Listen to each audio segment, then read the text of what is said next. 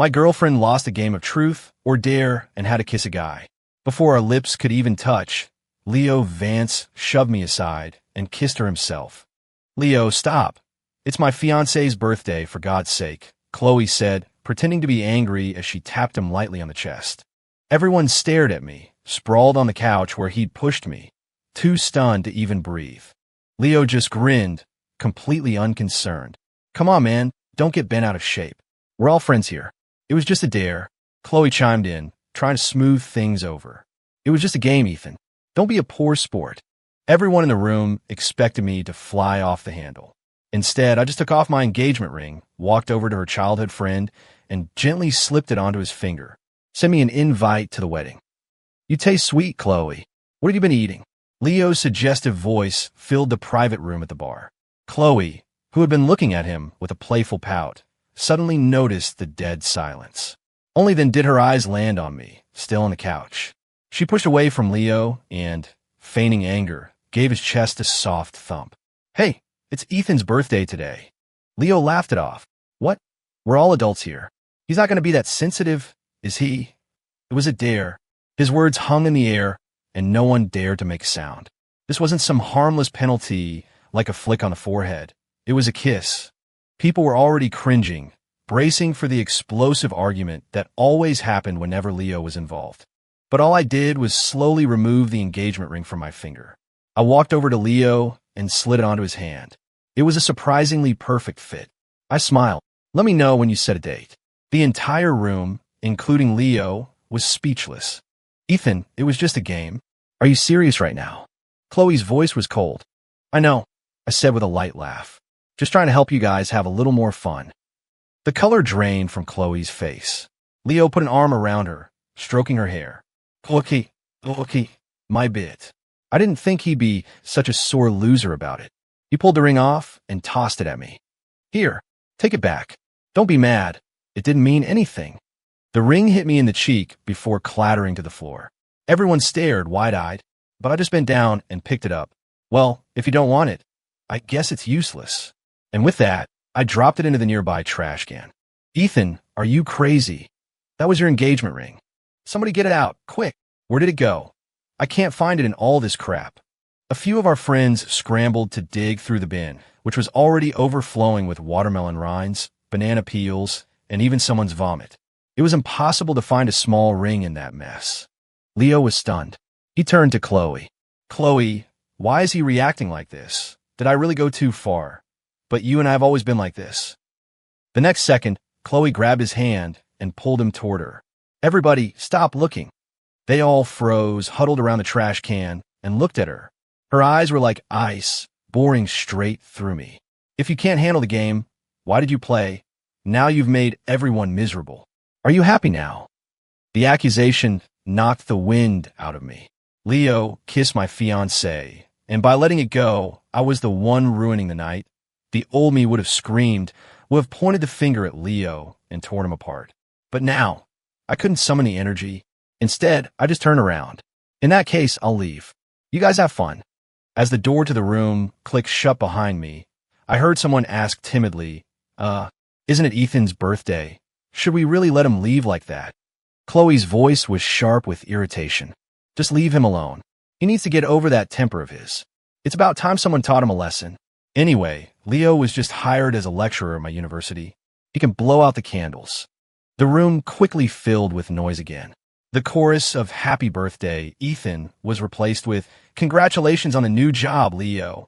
Something cold and wet trickled down my cheek. I wiped it away. I hadn't even realized I was crying.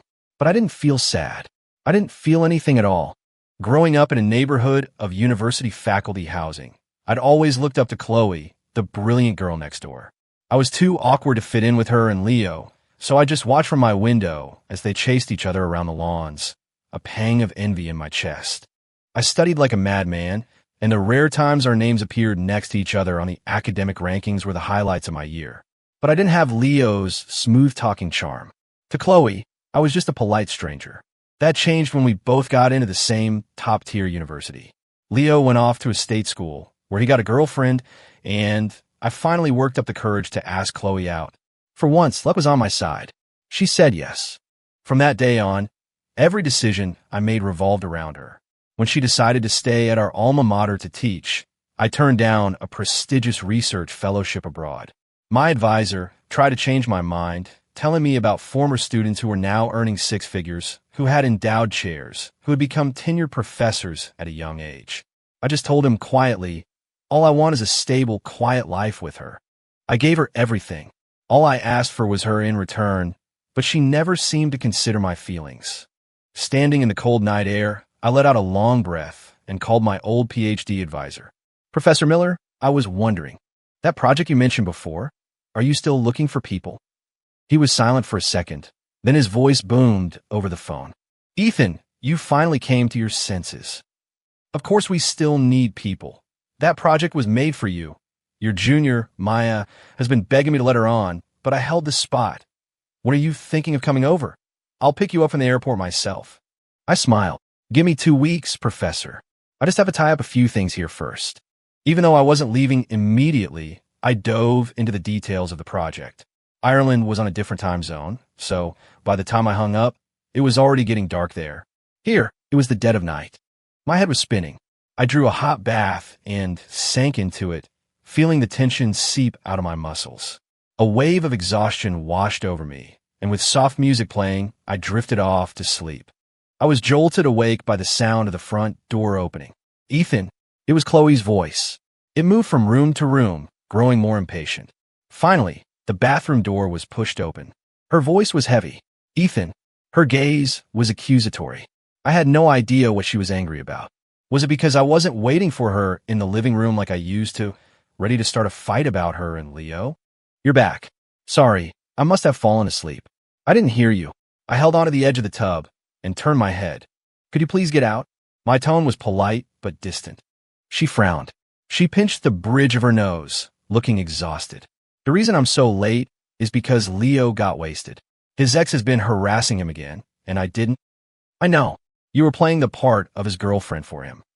She froze. I offered a small smile. You're not mad. I laughed. What's there to be mad about? You guys grew up together. What's the big deal about pretending to be a couple to help him out? For a second, Chloe looked at me with utter disbelief. I waited, but she didn't move. Finally, I stood up and reached for a towel. We'd lived together long enough that there was nothing she hadn't seen, but for the first time, I felt a creeping self-consciousness. I wrapped the towel around my waist and turned to leave. She grabbed my wrist. Ethan, if you have something to say, just say it. I paused. What do you want me to say? She hesitated. You usually have a lot to say. I thought about it. It was true. In the past, every fight about Leo ended with me being the one who wouldn't let it go, who kept pushing and demanding. But I was starting to realize that you only lose control like that when your heart is full of love. Now I felt nothing, and I had nothing left to say. I gently pulled my arm from her grasp. Don't be dramatic. It's after 2 a.m, and I have to run experiments tomorrow. I yawned. You should get some sleep too. I'm going to bed. Good night. With that, I got into bed and closed my eyes. For a moment, there was silence from the doorway. Then, slam. The force of the door slamming shook me from the edge of sleep. It was Chloe. She'd stormed out. I knew why she was mad. For once, she had offered me an olive branch, and I had refused to take it. I slept surprisingly well. The next morning, I was yawning and about to order breakfast on my phone when I walked out and saw a birthday cake on the table. Chloe was sitting behind it. Happy belated birthday, Ethan. I stood there, frozen, the payment screen for my order still open on my phone. I know you were upset about last night, and we really couldn't find a ring. Her long, slender fingers pushed her phone across the table toward me. You picked out the last ring, but since I'm the one who lost it, let me get the new one, okay? Consider it my apology. Leo is just immature. You shouldn't take him so seriously. Kissing is a big deal to us, but he's always been reckless and casual. Wow, you got me a custom cake? Thank you. My sudden interruption cut her off completely. She stared at me, dumbfounded.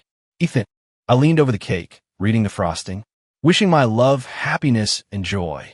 That's a really sweet message. Thanks, I love it. She frowned. Ethan. I was already getting out plates and a knife. Hearing my name, I looked up. What? She looked down for a second. Nothing. My voice was bright with genuine pleasure. This bakery has the best cream cheese frosting in the city. I can never get an order in. You really went out of your way. She mumbled, her mind clearly elsewhere. Ethan, about the ring.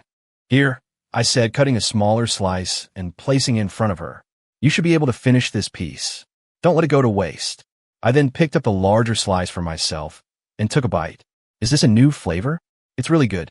Ethan, she was frowning now. Could you at least look at what I'm showing you? I glanced down. Her phone was open to the men's ring section on the Cartier website. My hand trembled slightly. I couldn't imagine how ecstatic I would have been if she had shown this to me just one day earlier. But now I just savored another bite of my favorite cake. No, thanks. It's all just marketing hype. Too much trouble. Ethan, Chloe looked at me as if I'd lost my mind. I smiled. Seriously, I don't care about that stuff anymore. Don't waste your money. Getting me this cake was more than enough. I finished my slice and put the empty plate on the table. I have a meeting this morning, so I have to head out early. Remember to put the plates in the dishwasher. I turned and went into the bedroom to change. Scrape, the sound of chair being pushed back. I turned my head. Chloe was grabbing her phone. Fine, I'll order one for Leo. He actually appreciates things like this. With that, she stormed out, slamming the door behind her. Her slice of cake was untouched. I didn't see her at the university for the next few days. That's gorgeous. The cut on that is the most intricate I've ever seen. And a girl bought it for you, Leo. A woman who buys you Cartier is a keeper, man. You should lock that down hot. When I walked into the faculty office, a group of colleagues was crowded around Leo, joking with him. I glanced over. On his finger was a classic Cartier love ring. Someone once said the design symbolized a love true until death. Haha, it's just a gift from a friend. Don't go spreading rumors. Leo laughed, but his eyes kept darting over to Chloe, who was sitting quietly at her desk. When he saw me, his eyes widened in mock surprise. Oh, hey, Dr. Hayes, what did you get here? Chloe didn't give me this ring, so please don't get the wrong idea. He had made eye contact with me the second I walked in. He then proceeded to pretend he hadn't seen me, raising his hand with the ring on it and laughing with everyone else. The birthday party incident was still fresh in everyone's minds, and all eyes immediately shifted to me. Chloe shot a quick glance in my direction. I walked over to Leo and took hold of the wrist of the hand, wearing the ring. It's nice. Your girlfriend has great taste. Leo froze. Chloe, who had been taking a sip of water, paused mid-drink. Our colleagues exchanged confused looks before someone broke the silence with a laugh. Dr. Hayes has high standards, you know. If he says it's nice, then it must be. Leo, this girlfriend of yours is a real catch. Someone tried to shush him, but he whispered back, what are you worried about? If Dr. Davis had bought it, Dr. Hayes would have blown a gasket by now. Leo must have a new girlfriend. Why else would he be so calm about it? A wave of realization washed over the group. When did you get a girlfriend, Leo? You kept that quiet. He's already wearing the ring. When's the wedding? Must be someone with money, right? That ring isn't cheap. Let me see it again. The design really is beautiful. Amidst the chorus of praise, Leo smirked and looked at me. I don't know how my girlfriend picked it. I just casually mentioned I liked it, and she bought it for me. I never expected. Take it off. The interruption was sharp and sudden. Leo looked taken aback. He turned to Chloe. Chloe. Chloe stood up, holding a lesson plan for her undergraduate class.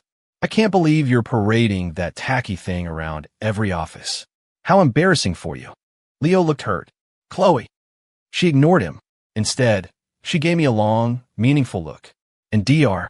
Hayes, you might want to get your eyes checked. With that, she strode out of the room. I had no idea what I'd done to set her off this time. I complimented the ring she bought, so why was she upset? After my class, I got a text from Chloe. Let's get dinner tonight. It seemed she had finally figured out something was wrong. That was fine. I had a few things to say to her, too. Okay, I'll head over after I finish my experiment. I pushed to finish my lab work so I could meet her by 7. But when I was done, the lab door wouldn't open. It was locked. Normally, the lab doors weren't locked until after the 11 o'clock safety check. It wasn't even 7 yet. What was going on? My phone was in my locker outside. I had no way to call anyone. The lab was on the 8th floor, so jumping wasn't an option. Luckily, someone was walking by in the hall. I started banging on the door frantically. The soundproofing was good, and it took a massive effort to get their attention. When I saw who it was, my heart sank. It was my junior colleague, Maya Chun, the one who had desperately wanted the Ireland research spot that Professor Miller gave to me. She hadn't been my biggest fan lately. I mouthed my predicament to her through the small window. She just shook her head and walked away. My stomach dropped. Did Chloe know I was trapped in here? I had to get out. I looked around for something to break the lock, but every piece of equipment was worth a small fortune. I couldn't bring myself to damage anything. Defeated, I slumped against the door and sat on the floor. Click! The lock on the door behind me turned. I jumped to my feet. Maya was leaning against the doorframe, dangling a key. The professor with the master key, Dr. Vance, had already left. I had to go to another department and fill out a bunch of forms to get a spare. Took a while. You're not too traumatized, are you? I was stunned. Dr. Vance, as in Leo Vance. Maya twirled the key on her finger and scoffed. Who else? I paused. Thank you. I'm in a hurry right now, but I'll buy you dinner later. About the Ireland spot. If you're going to apologize, save it. She turned her back to me and waved a hand over her shoulder. I'll surpass you one day, senior. It was already 7:30 by the time I got out. I rushed to the restaurant, and in my haste, I tripped on the stairs and scraped my knee badly. A waiter helped me to the table we'd reserved, but a couple I didn't know was already sitting there. Excuse me, sir, are you sure you have a right table? This one was reserved by this couple some time ago. The waiter informed me. I stood there, confused. My phone buzzed with a notification. I opened it. It was a new post from Leo. Thanks for the epic birthday surprise, babe. I'm not mad anymore. The picture was of a massive, 5-tiered cake. Leo was front and center, surrounded by a dozen friends setting off party poppers, showering him with confetti. He had his arm around someone whose face was covered with a cat sticker. But I knew who it was. It was Chloe. I glanced at the date on my phone. Oh, right. It was Leo's birthday. Sir, would you like to reserve a table now? My knee was throbbing. I shook my head. No, thank you. Could you tell me where the nearest urgent care is? I didn't call Chloe. I had torn a nasty chunk of skin off my knee, and the waiting room was packed. By the time I was cleaned, stitched, and bandaged, it was late. It was after midnight when I got home. I opened the door to a pitch-black apartment and jumped when I saw a figure sitting in the living room. I flipped on the light, my heart still racing. Chloe, why are you sitting in the dark? She looked up. Her eyes were bloodshot. Ethan, it's almost 3 in the morning. Yeah, I had work late. She paused, then said, as if testing the waters, last night. I didn't make it to our dinner. I know. It's fine. I took off my jacket. You were mad at him. So, you obviously had to make it up to him. His birthday was the perfect opportunity. Wow. She grabbed my hand. She was still sitting, looking up at me. His party isn't over yet, you know. I didn't understand. I came home early. I blinked. Why? Her grip on my hand tightened. I was waiting for you to call me. I was stunned for a moment, then I pulled my hand away. She held on tight, making us struggle. It's fine. I trust you guys.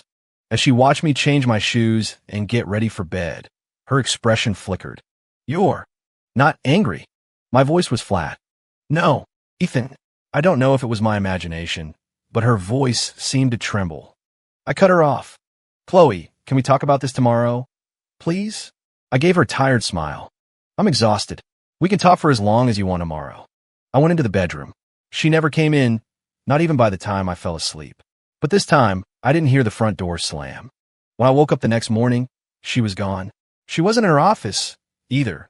She had gone to supervise a lab session early. That afternoon, I started typing a text. Is Leo busy tonight? We should get dinner. I have something I need to tell you. Before I could hit send, the office door flew open. Ethan Hayes, where the hell did you hide my fountain pen?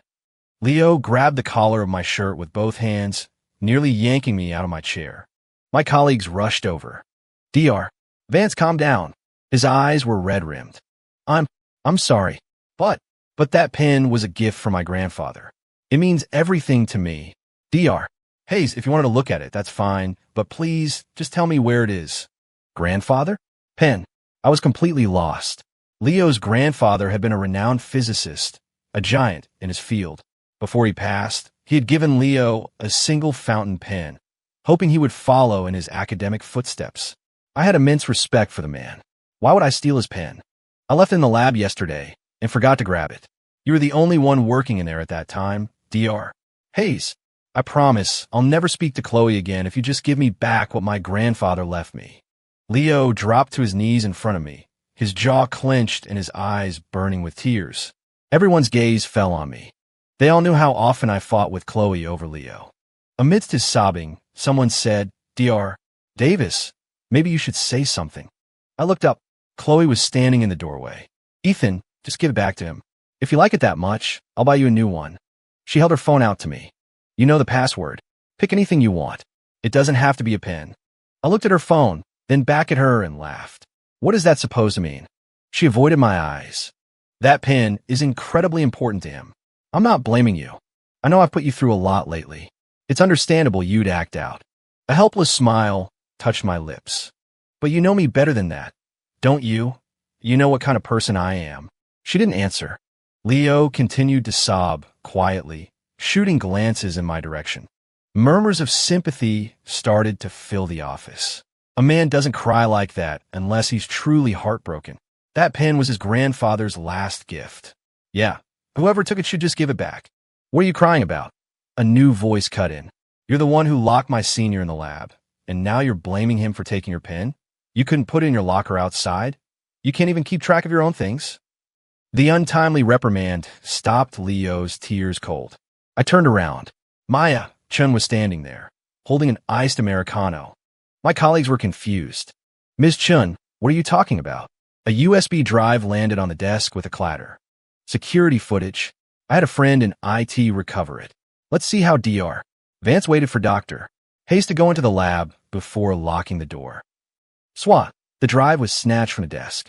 Leo clutched it in his fist. "Maya, Ms. Chun, there's no need for this, is there?"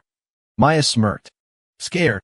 In a swift motion, she grabbed the USB drive back and plugged it into a computer. It contained nothing but old experiment data and lesson plans. There was no video. "You tricked me." Leo's eyes went wide. Maya's smile was cold. "Why would you be scared if you didn't do it?" "You." Leo turned desperately to Chloe. "Chloe." But Chloe, who always took his side, was now frowning at him. Leo's breathing grew ragged. With a choked sound, he bolted from the room. Only then did my eyes meet hers. "Ethan." I smiled gently. "Don't say it. I get it.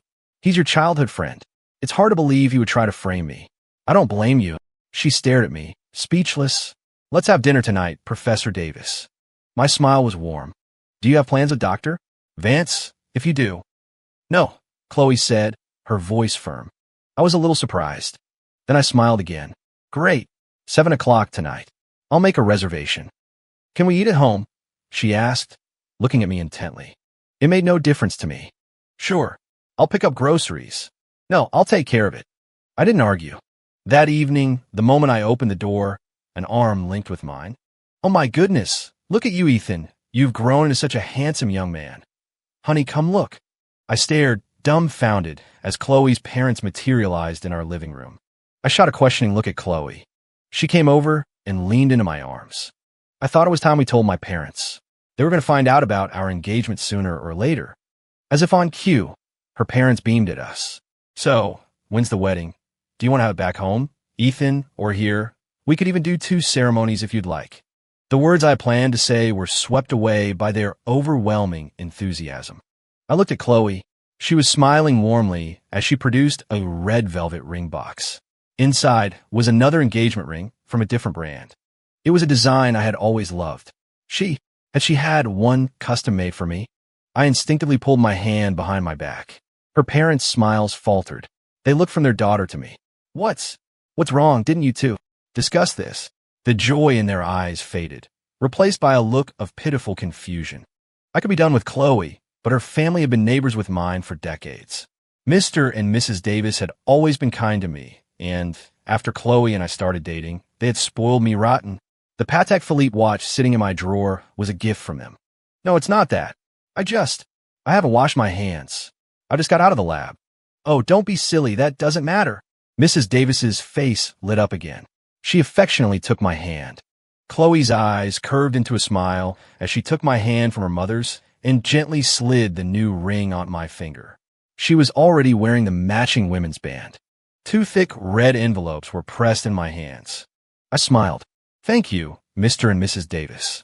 Her parents exchanged a meaningful look. Still calling us Mr. and Mrs. Davis? Isn't it time for a change? I smiled and lowered my head. Thank you, Mom and Dad. In that moment, I could have sworn I saw Chloe let out a quiet sigh of relief. Her father was ecstatic. I have to call your father. His boy has been stolen by my daughter. Oh, stop it. You're being ridiculous, his wife scolded, though her eyes were crinkling with laughter. The next day, Chloe and I drove her parents to the airport. As her plane took off, I spoke quietly. Chloe, I'm leaving too. She nodded. Back to campus? I'll drive you. I stepped aside, avoiding her touch. No, I'm leaving the country. I'm going to Ireland. Her hand froze in midair. Professor Miller has a project, and he needs me over there. It took her a moment to process. When did this happen? Why didn't T.I. know? I made the decision on my birthday.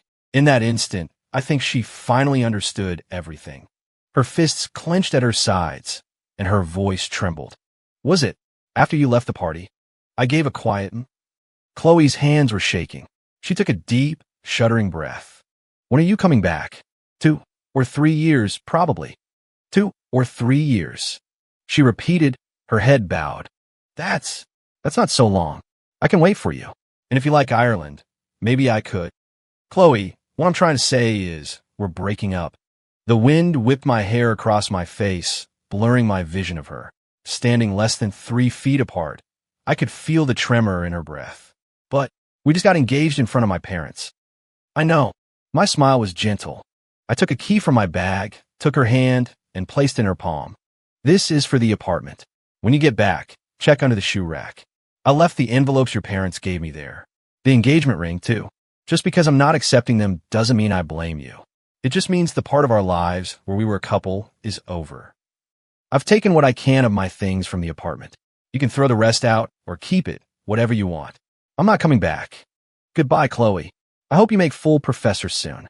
With that, I patted the back of her hand and walked away. I didn't go back to the apartment. I checked into a hotel for my last 3 days in the country and finished handing off my work at the university. During my final stop at the administration office to file paperwork, I learned something new. Chloe had also applied for the research project in Ireland. With her credentials, she was already on track for a professorship. She didn't need to go abroad to pad her resume. In fact, leaving for a few years might mean there wouldn't be a tenured spot open for her when she got back. Why was she doing this? Dr. Hayes. A folder appeared over my shoulder and was handed to the administrator. I turned. She offered me a small smile. Looks like we'll be colleagues abroad. I'll be counting on you. The young administrator looked from her to me, her eyes wide with romantic fantasy. Professor Davis is following Dr. Hayes overseas. That's so romantic. I'm afraid I won't be of much help to Professor Davis. My words cut through the girl's daydream. Chloe flinched. I maintained my polite demeanor. Our research fields are completely different. Once we're in Ireland, we should each stick to our own work. The administrator stared. Dr. Hayes, are you too? I smiled faintly. We broke up. The girl's jaw dropped. I looked at Chloe, but I still wish Professor Davis the best of luck with her research in Ireland. I turned to leave. A hand clamped down on my wrist. Her voice was strained, but I could hear the suppressed sob beneath it. You really don't care at all anymore, do you? I gently pried her hand off. Chloe, stop it. We're at the university. Her voice suddenly rose. Ethan, what happened to you? Where's the guy who used to be so possessive of me? I paused. In the past, I had wanted to attach a GPS tracker to her. If she was an hour late coming home, I'd grill her about where she'd been. She had lashed out at me more than once. I'm your girlfriend, not your property. Why do you have to control everything I do? You're just suspicious of me and Leo. If I wanted to be with him, do you really think you would have ever had a chance? I sighed, turned, and looked her straight in the eye. Chloe, you hated it when I controlled you. Now that I've stopped, what more do you want? For the first time, her eyes shimmered with tears.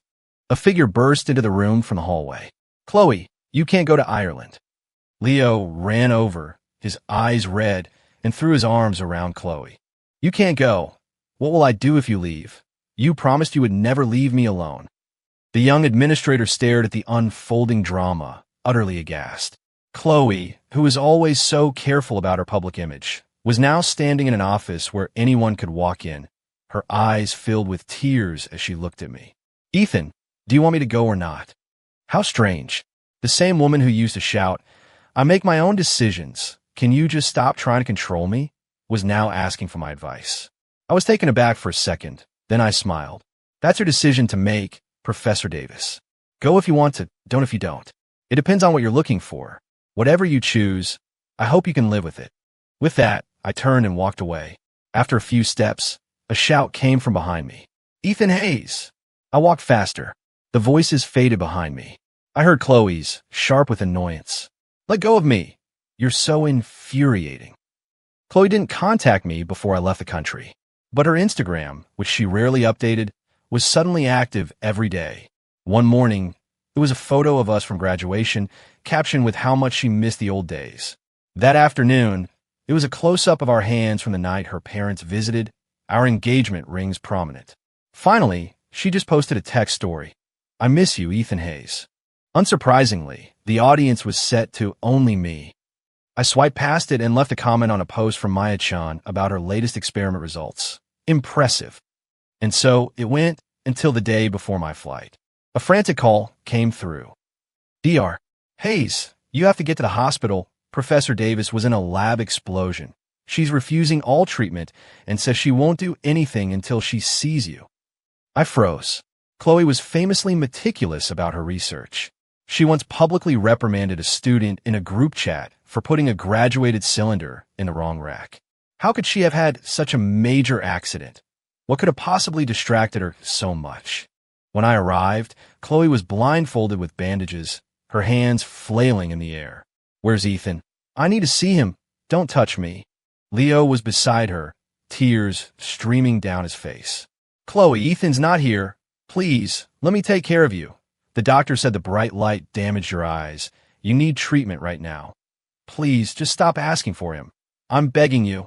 The moment his hand touched her, she violently shoved it away. She gripped the side of the bed. Get out! Get out! Ethan doesn't like seeing you near me. He'll get the wrong idea. You can't be here. Go. Chloe. Leo's voice was choked with sobs. Chloe. I stood in the doorway and spoke her name calmly. In an instant, she went completely still. Ethan. She swung her legs off the bed and nearly fell. Leo rushed to steady her, but she pushed him away. She followed the sound of my voice until her hands found my face. On the sterile gauze covering her eyes, two dark, wet patches instantly appeared. It's you. You came to see me. She wrapped her arms around me, her body trembling in my embrace. Don't go. Ethan, I was wrong. Please don't leave me. I didn't move. The doctor said you shouldn't be crying. She immediately bit her lip and choked back her sobs, suddenly as obedient as a child. She clutched my hand tightly. I gently removed her hand from mine. My flight leaves in an hour. You wanted to see me, and I came. Now, can you please let them treat you? Her breathing hitched, and the wet spots on her bandages spread rapidly. A doctor hurried over. What's going on here? You need to leave now. The patient cannot be crying. I was pushed back, the distance between us growing. But her voice grew louder, more frantic. No, don't let him leave. You can't let him go, Ethan. I just watched silently. Leo tried to step in front of me to block my path, but she shoved him with all her might. He stumbled backward, lost his footing, and the back of his head cracked against a large ceramic planter. Blood began to pool on the floor. I turned and walked, step by step, toward the exit. The sky was a brilliant, cloudless blue. It was time for me to start my new journey. Senior, if we don't hurry, we're going to miss our flight. The familiar voice made me pause. I turned. Maya Chan was standing there with her suitcase, raising an iced Americano in a silent toast. I smiled. Fancy meeting you here. She lifted her chin haughtily. I had to pull a lot of strings to get on this project with you. Come on, we don't have time to waste. Watching her march confidently toward the gate, I let out a soft laugh and followed her.